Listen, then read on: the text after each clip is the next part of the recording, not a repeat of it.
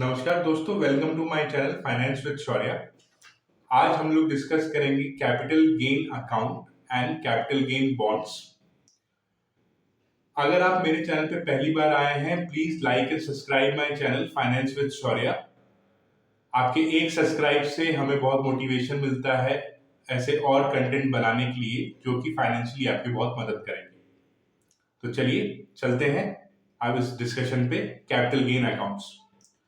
सबसे पहले मैं बताना चाहूंगा कैपिटल गेन्स अकाउंट, जिसको CGAS भी बोलते हैं, कैपिटल गेन्स अकाउंट, जो कि 1988 में स्टार्ट हुआ था।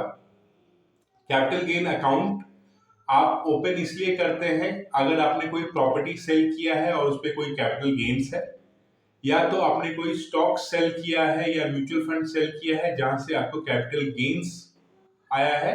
उस कैपिटल गेन्स बचाने के लिए अंडर सेक्शन 54 एंड 54F के अंडर में ये कैपिटल गेन्स आप बचा सकते हैं अगर आप कैपिटल गेन अकाउंट को ओपन करके इसमें पैसा आप रखते हैं। कैपिटल गेन अकाउंट ओपन करने के बाद में आप उसका वैलिडिटी 3 साल का होता है। 3 साल के अंदर में आपको प्रॉपर्टी ही परचेज करना है, आप और किसी चीज में इसको इन्वेस्ट नहीं कर सकते हैं। कैपिटल गेन अकाउंट की सुविधा आपको state bank of India, bank of Baroda, central bank of India, corporative bank में आपको सुविधा मिलती है। कोई भी प्राइवेट सेक्टर बैंक में कैपिटल गेन अकाउंट खोलने का ऑप्शन नहीं है। साथ ही साथ में आप इसमें आप दो तरह के कैपिटल गेन्स अकाउंट होते हैं। एक नॉर्मल सेविंग्स अकाउंट जिसमें सेविंग्स बैंक इंटरेस्ट मिलता है, या तो आप इसको FD में भी कर सकते हैं जिसको टर्म डिपॉजिट अकाउंट बोलते हैं। तो आपको FD का इंटरेस्ट इसमें मिलेगा। जो भी आप FD करेंगे उसमें आपको लोन नहीं मिलेगा, लोन की सुविधा इस नहीं है इस अकाउंट में। साथ ही साथ में आपका जो भी आप इसमें पैसा डालते हैं और आप इसको अंडर कंस्ट्रक्शन करने के लिए बिल्डिंग या फिर कोई प्रॉपर्टी परचेज या तो कोई फ्लैट परचेज के लिए यूज कर सकते हैं, उसी के लिए ये पैसा यूज होगा। साथ ही साथ में आप इस पैसे को आप इन्वेस्ट किसी और चीज में नहीं कर सकते हैं, तो प्रॉपर्टी में ही परचेज करना है। तो ये बात का ध्यान रखिए आप इन्वेस्ट करने से पहले।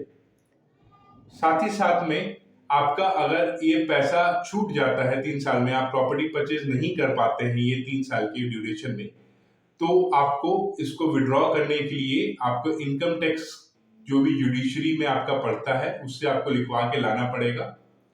आपको कैपिटल गेन्स एज पर, अगर आपके पहले की प्रॉपर्टी है 23 जुलाई से पहले की है तो आप इंडेक्सेशन का बेनिफिट ले सकते हैं, या तो आप 12.5% का कैपिटल गेन्स भरेंगे और आपका पैसा ये निकल के आ जाएगा, आपका फ्री टू यूज होगा अकाउंट के लिए। तो ये सब तो रहा आपका कैपिटल गेन्स अकाउंट क्या होता है और कैसे इसमें यूज होता है। अब मैं बताना चाहूंगा कि कैपिटल गेन्स अकाउंट ओपन करवाने के लिए आपको क्या क्या चाहिए। कैपिटल गेन्स अकाउंट ओपन करवाने के लिए आपको चाहिए 2 सेट ऑफ फोटो, आपका एक पैन कार्ड, आधार कार्ड और सेल डीड आपको चाहिए अगर आपको कैपिटल गेन्स अकाउंट ओपन करवाना है कोई भी PSU बैंक में, जो कि मेंशन मैंने किया। और साथ ही साथ में आप कैपिटल गेन्स इसमें बचा सकते हैं।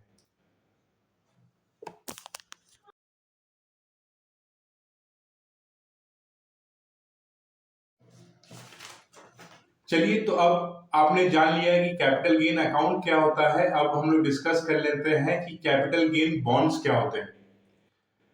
तो अगर आपको पैसे जो आपने इन्वेस्ट किया कैपिटल गेन बॉन्ड्स में भी आपको इन्वेस्ट करना है और आपको ये पैसे में आपको प्रॉपर्टी में इन्वेस्ट नहीं करना है, तभी भी आपको कैपिटल गेन्स बचाना है, तो कैपिटल गेन बॉन्ड्स करने के लिए आपका मैक्सिमम जो लिमिट होता है वो होता है सिर्फ 50 लाख।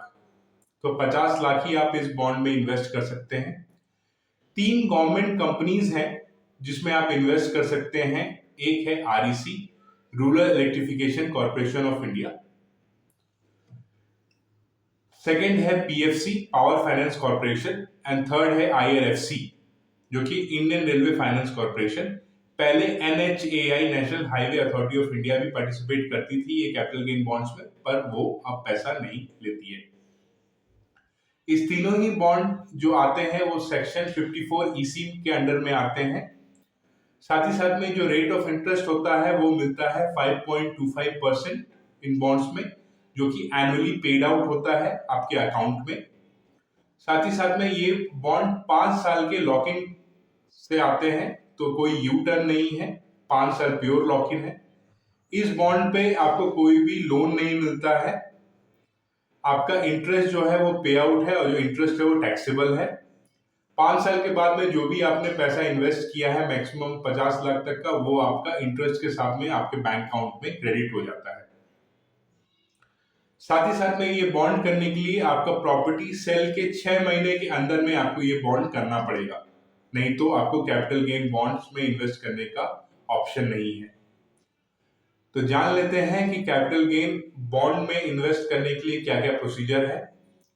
आपको एक पैन कार्ड, आधार कार्ड, चेक जितने भी अमाउंट का आप इन्वेस्ट करना चाहते हैं, और साथ ही साथ में कैंसिल चेक जिस बैंक अकाउंट में आपका इंटरेस्ट क्रेडिट होगा।